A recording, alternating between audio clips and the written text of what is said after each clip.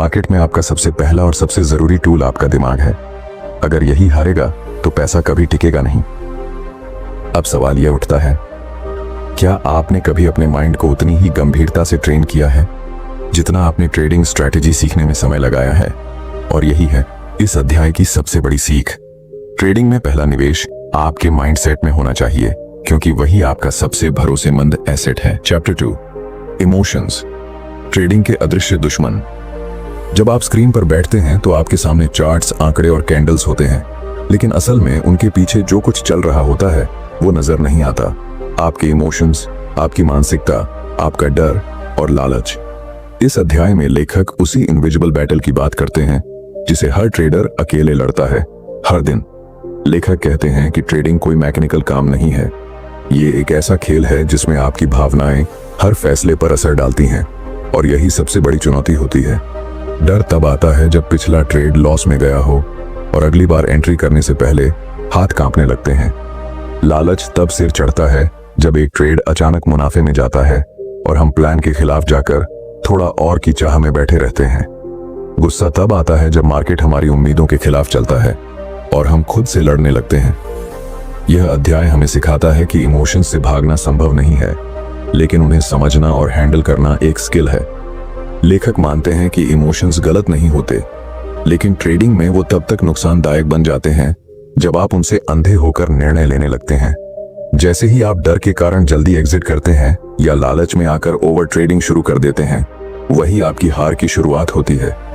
किताब में एक गहराई से लिखा गया उदाहरण आता है। एक ट्रेडर जिसने लगातार 4 लॉस झेले और 5वें ट्रेड में वह सिर्फ इस डर से सही समय पर एंट्री नहीं कर पाया कि कहीं फिर से नुकसान ना हो जाए, जबकि वही ट्रेड उसकी सबसे बड़ी जीत बन सकता था।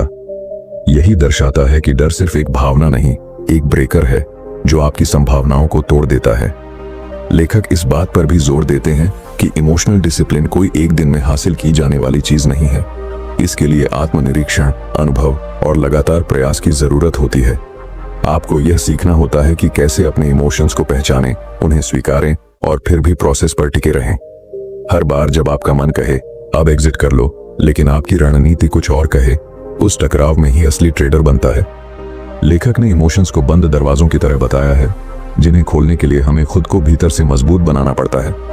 जब तक हम ये दरवाजे बंद रखते हैं, तब तक वो हमारी सोच को सीमित करते रहते हैं, लेकिन जैसे ही हम उन्हें खोलना शुरू करते हैं, हमें असली आजादी और आत्मनियंत्रण का एहसास होता है। इस अध्याय के अंत में लेखक एक गहरी लेकिन चुभती हुई बात कहते हैं। मार्केट कभी आपके खिलाफ नहीं होता, आपका मन ही आपको धोखा देता है। अब एक सवाल जो हर ट्रेडर को खुद से पूछना चाहिए, क्या आप अपने हर ट्रेड में वाकई रणनीति से काम लेते हैं या आप बस अपने इमोशंस के कंट्रोल में ट्रेड कर रहे हैं? और यही इस अध्याय की सबसे बड़ी सीख है। ट्रेडिंग स्किल्स आपको शुरुआत दे सकती हैं, लेकिन इमोशनल कंट्रोल ही आपको टिकाऊ सफलता की मंजिल तक ले जाता है। चैप्टर 3, विश्वास प्रणाली, जीत वहीं से शुरू होती है। इस अध्याय की शुरुआत एक बेहद सरल लेकिन झकझोर देने वाले प्रश्न से होती है। क्या आप सच में मानते हैं कि आप एक सफल ट्रेडर बन सकते हैं?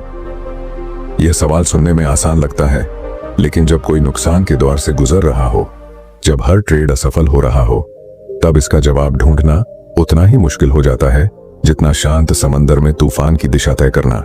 लेखक कहते हैं कि हर इंसान अपने मन में एक विश्वास प्रणाली लेकर चलता है, जो उसके बचपन, अनुभवों, हार जीत और दूसरों की बातों से बनती है। और यही विश्वास प्रणाली तय करती है कि वह किसी चुनौती का सामना कैसे करेगा। ट्रेडिंग में जब हम बार बार हारते हैं तो हमारे भीतर एक आवाज बनने लगती है, शायद ये मेरे बस की बात नहीं, मैं हमेशा हारता हूं, मार्केट मेरे खिलाफ है। ये आवाज धीरे धीरे हमारी सोच का हिस्सा बन जाती है और हमारी हर रणनीति को भीतर से खोखला कर देती है। लेखक समझाते हैं कि अगर आपने भीतर ही हार मान ली तो बाहर की कोई रणनीति काम नहीं करेगी। जब तक आप खुद पर, अपनी प्रक्रिया पर और अपने सीखने की क्षमता पर भरोसा नहीं करते, तब तक आप खुद को ही बार बार सबोटाज करते रहेंगे। यहीं से शुरू होता है ट्रेडिंग माइंडसेट का असली युद्ध, जो किसी चार्ट पर नहीं बल्कि आपके विश्वासों के साथ लड़ा जाता है। इस अध्याय में एक बेहद प्रभावशाली उदाहरण दिया गया है। एक व्यक्ति जो हर बार अच्छे सेटअप के बावजूद ट्रेड करने से कतराता है, क्योंकि उसे विश्वास ही नहीं कि वह सही फैसला ले सकता है। उसका डर यह नहीं कि वह हार जाएगा, बल्कि यह कि वह खुद को गलत साबित होते नहीं देखना चाहता। यह कहानी हमें यह दिखाती है कि विश्वास की कमी कैसे एक इंसान को अवसरों से दूर कर सकती है, भले ही सब कुछ उसके पक्ष में हो। लेखक बताते हैं कि ट्रेडिंग में आत्मविश्वास कोई दिखावा नहीं, बल्कि एक गहरी शांति होती है। यह जानना कि आपने रिसर्च किया है, रणनीति बनाई है और अब परिणाम कुछ भी हो, आप मानसिक रूप से तैयार हैं। यह आत्मविश्वास तब आता है जब आप अपने विचारों को पुनः प्रशिक्षित करते हैं, अपने लिमिटिंग बिलीफ्स को पहचानते हैं और उन्हें सच से बदलते हैं। विश्वास प्रणाली कोई किताब से नहीं मिलती, यह हर दिन खुद से की गई ईमानदार बातचीत से बनती है। जब आप हर छोटे फैसले में खुद पर भरोसा करना शुरू करते हैं, तब जाकर एक मजबूत ट्रेडर का जन्म होता है। एक ऐसा ट्रेडर जो हारने से नहीं डरता, क्योंकि उसे पता है कि वह हर बार बेहतर बन सकता है। अध्याय के अंत में लेखक एक बेहद साधारण लेकिन क्रांतिकारी बात कहते हैं। अगर आपको खुद पर भरोसा नहीं, तो आप किसी सिस्टम पर कैसे भरोसा कर पाएंगे? अब एक सवाल जो आपको भीतर तक झकोर सकता है, क्या आपके नुकसान इसलिए हो रहे हैं क्योंकि आपकी रणनीति गलत है, या इसलिए क्योंकि आपके विश्वास उसे पूरा करने से पहले ही हार मान लेते हैं? और यही है इस अध्याय की सबसे अनमोल सीख। ट्रेडिंग में असली पूंजी पैसा नहीं, आपका विश्वास होता है।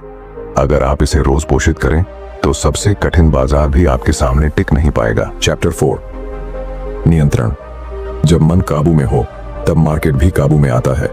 इस अध्याय की शुरुआत एक बेहद चुभते हुए अनुभव से होती है। एक ट्रेडर जिसने 5 दिनों की मेहनत से RS 10,000 कमाए थे, लेकिन एक ही लालची और गुस्से में भरे ट्रेड में पूरा मुनाफा गंवा दिया। उसने कोई नया सेटअप नहीं खोजा, ना ही कोई स्ट्रेटजी बदली थी। बस उस क्षण उसने खुद पर नियंत्रण खो दिया था। लेखक हमें इस गहराई से परिचित कराते हैं कि ट्रेडिंग में नियंत्रण का मतलब सिर्फ रिस्क मैनेजमेंट नहीं होता। यह नियंत्रण है विचारों पर, भावनाओं पर, फैसलों पर और सबसे बढ़कर क्षणिक लालच व डर पर। एक अच्छा ट्रेडर चार्ट पर कंट्रोल नहीं करता, वह अपने भीतर के तूफान पर नियंत्रण रखना सीखता है। वहीं से शुरू होता है एक परिपक्व मानसिकता का निर्माण। अक्सर जब ट्रेडर लॉस में जाता है, तो वह उसे वापस पाने की बेचैनी में खुद को अनजाने में बर्बादी की ओर धकेलता है। एक लॉस एक बदले की भावना को जन्म देता है और वहीं से शुरू होती है रिवेंज ट्रेडिंग। लेखक कहते हैं, जैसे युद्ध में सबसे बड़ा योद्धा वही होता है जो खुद के गुस्से पर विजय पा लेता है, वैसा ही ट्रेडिंग में होता है।